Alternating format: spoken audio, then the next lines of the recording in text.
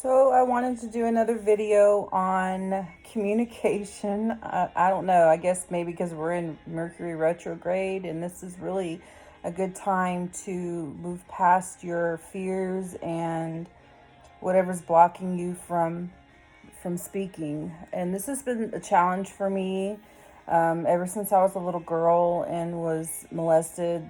I've always had a problem with communication, verbal communication. That's why I became a writer and why I like poetry, because I can really expel my feelings and thoughts in writing.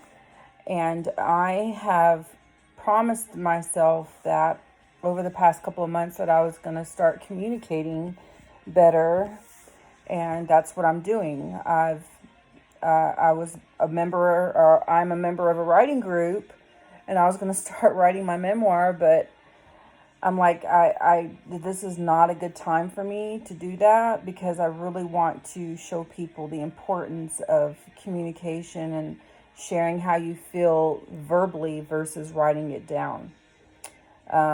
Yes, writing is very powerful, and that's the tool I've used all my life, but I really feel like it's time for me to start talking. And it's always been a challenge for me. I've always held things in and expelled it on poetry, and it can really be damaging to some people, even myself, to not be able to verbally communicate my feelings. And I don't say, I talk. I was a teacher for 10 years. I can teach, and teaching requires a lot of talking. So when I'm talking about communication here, I'm talking about your feelings, how you're feeling, you know, writing or creating like poetry or writing through verbalizing on your phone, making videos like I'm doing. I always look for teaching moments and learning moments, and sometimes my mind just wanders and I want to share what I'm thinking, and then sometimes my heart does the same thing. So that's why I do these videos, and I want to talk about open communication and the importance of communication with people that you care about. And just kind of going back to the video that I did yesterday about apologizing and being friends with somebody you were intimate with or have a connection with, and you kind of lost contact. You haven't really talked to them on any depth level that you once did, and wanting that back, or wanting to get past whatever hurt was involved in that. So part of being an open communicator, and a lot of time, someone can't hurt you unless you love them. I mean, it's just, that's with anybody. If you don't love somebody, they can't really hurt you.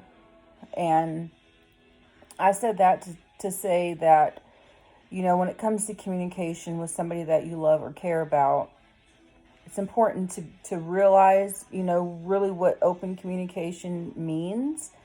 And I can't really look at the actual definition of it.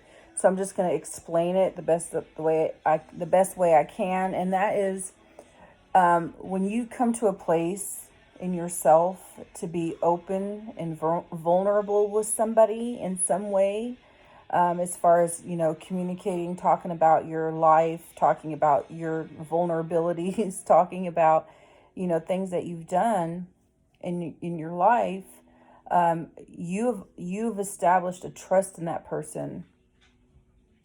Just so there has to be a level of trust in order to be an open communicator with another person. And if you have that with somebody, or you had that with somebody at one time,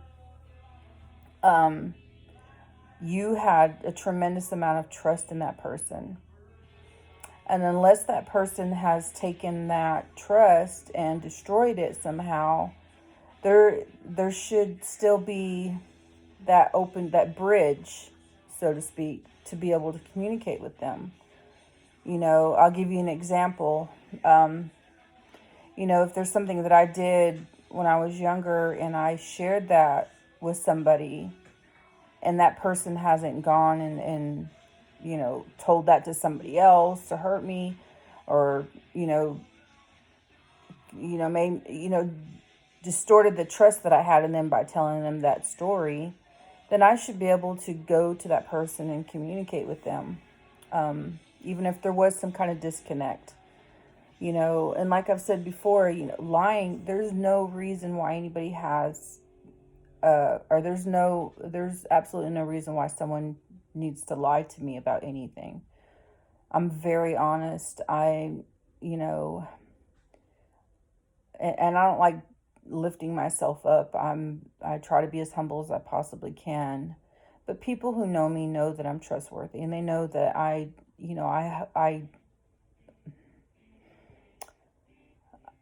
a counselor, number one. Number two, I'm a mom. Number three, I'm a pretty good friend for the most part. Of course, there's times where I piss them off, my friends off, but we always still remain friends because of that trust factor and that connection that we have. So, you know, um, like I said, if you've established a trust in somebody enough to be vulnerable and have open communication with them, and they're easy to talk to, then that bridge is still there for you to cross, and be able to make amends for whatever reason, and reestablish that trust, and be able to at least be on speaking terms.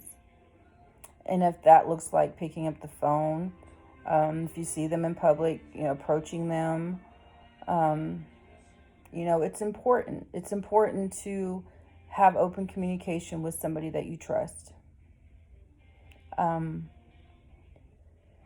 have communication with somebody that you trust, because open communication means you have the ability to be vulnerable with somebody that you feel connected to, or you feel that you can trust with your secrets or with whatever you're sharing, because that's what open communication is. It's being vulnerable and being able to communicate how you're feeling. So what are some things, or what are some ways that you can feel that it's safe to talk to somebody again? What are some things that you can do to get past that barrier of hurt or distrust or whatnot?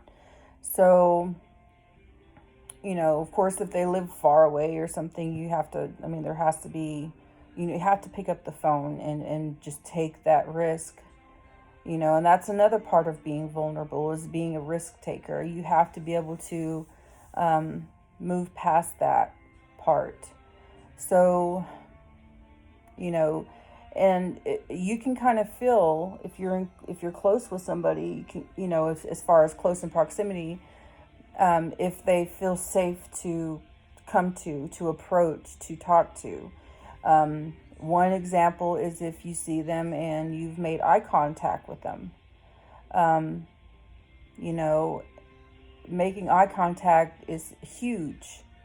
If you're able to look at somebody and they look at you in the eye, and anybody knows the importance. Anybody who knows about communication knows the importance of eye contact. You know, be able to make that eye contact so that you feel safe enough to approach somebody. Um, Especially, like going back to yesterday, there was a couple people that I have a very close connection with that I know, you know, if I make eye contact with them, I can really feel how they're feeling. Like, it's just the empath in me that's able to do that. And I don't want that to scare anybody, and it's nothing to be scared of. I just hope that I'm safe enough for them to be able to, still talk to me or whatnot. And that's anybody who, children automatically, and this is just something I've always had. You know, I can go in the store and everywhere I look, children, they're looking at me and they smile and they're playful and we laugh. And, you know, not all adults feel that way to kids. And that's one way you can tell too, is if children or animals like somebody or they're drawn to somebody, that they're pretty safe. So making yourself safe and being able to make eye contact and just um, making them feel like they can approach you. You know, if you're wanting to talk to somebody and you see them at the store or whatnot, and you can tell in their body language that it's not a safe time to talk to them, then it probably isn't. Or if there's still some animosity there and it doesn't feel safe, they won't make eye contact with you, probably. Either that or there's something that's stopping them. And I mean, I don't want this video to be about any particular person, but it kind of is. I just want people who know me and they know, they at one time they had, trust in me or whatnot. That bridge is still there. Like I cherish my relationships. I cherish my friendships. I cherish the trust that people give to me, because to me, a trust is like gold. It's extremely, it's an important gift that someone can give you. And I just think it's just super important to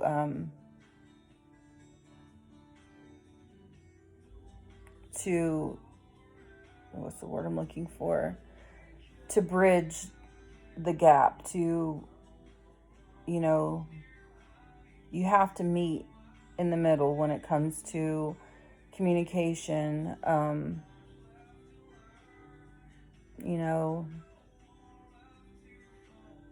mean, if you trust somebody enough to open up and be vulnerable at one time and have open communication with them, and they've done nothing to destroy that trust in you, then, it's safe. It's safe for you to talk to them. They're not going to shut you down. And then part of being vulnerable too is just knowing that could happen. Someone could shut you down, but at least I mean, if you get to that place where you have the courage, just always know that, there might be a chance where you can be hurt. But that's just part of growing.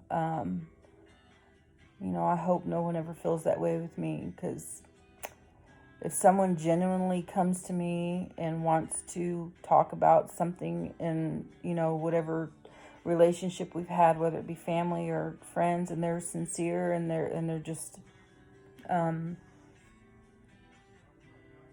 want that. Life is short, and I would never want anybody to feel hurt because of me. It's big for me. So anyway, hopefully you can find the courage and the strength and be brave about communicating with people that you're connected to. And so anyway, have a good night. I'm gonna go cry now. I'm just kidding. Probably will. All right.